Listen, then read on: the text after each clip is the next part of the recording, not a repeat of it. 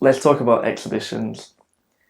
One of the traction channels that we use at our company, Sood, is exhibitions and expos.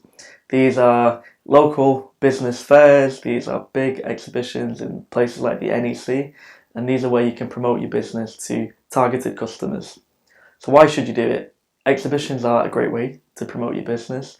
They are a great way to meet people, meet the buyer, for argument's sake, and it's a good way to get your brand out there and be exposed to a different audience. These are my top tips for when you are considering an exhibition to do. Choose the right one. There's so many exhibitions out there, so many different price points to entry that you need to be smart. You need to spend your money in the most cost-effective way. Which exhibitions are going to get the most return for you? For example, a generic business expo might be a good way to get your foot in the door, get the team experience and a bit practice, but it might not be as tailored as, let's say, a manufacturing expo or a pharmacy show, for example. It just depends on your audience and who you need to speak to. If they're not going to be at the expo you're thinking about, choose a different one. Tip 2 is to create a plan.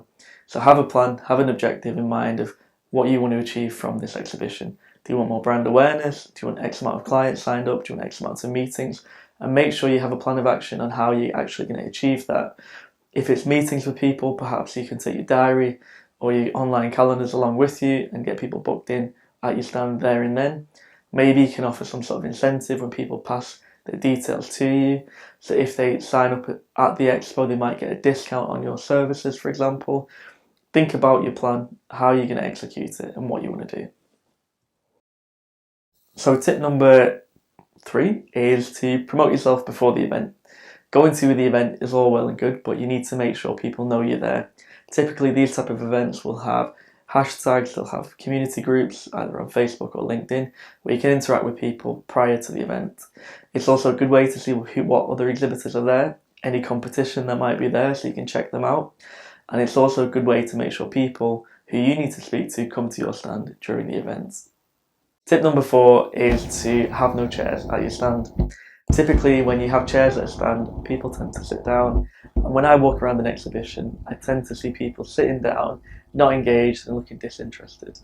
So what I'd advise you to do is remove the chairs and don't let your staff have that ability to do that. There's breakout areas. If they're feeling tired, they can go sit down there. But what you want to do is stand in the alley, stand in the way, make sure you can block people and speak to people. Because at the end of the day, unless you're engaging with them, they're not going to engage with you. And it really, really turns me off when I see people at an expo sat behind the stand and they just wasted all that money because they're not willing to engage with me as I'm walking around. I could be a prospect, but they're not taking the time to stop and talk to me. Okay, tip number 5, I think it's tip number 5, but anyway, so this tip is more around qualifying the lead. So when you're speaking to people, a lot of people will be there to waste your time. They might want to chat, they might be lonely, who knows, but they will be time wasters. And as nice as people they might be, it's just good to avoid them.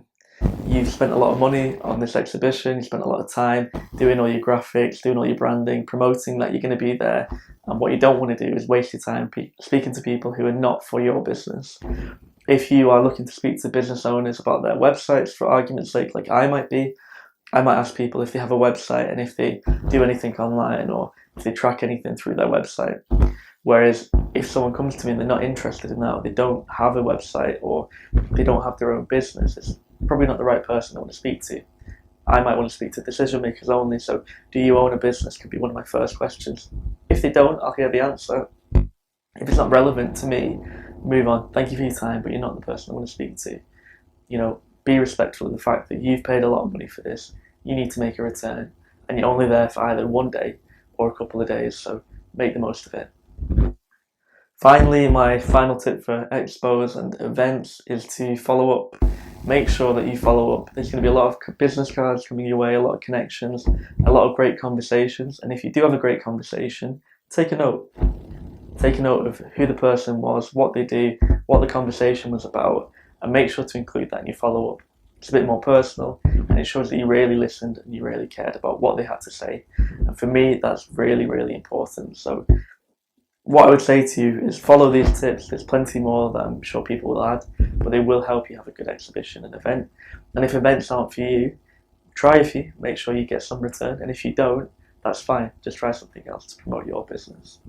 For any other tips or anything else you want to know, just drop me a message. I'll be happy to help. If there's any other video ideas you have or anything you want me to talk about, then feel free to leave a comment below and I'll be sure to give it a go. Thank you.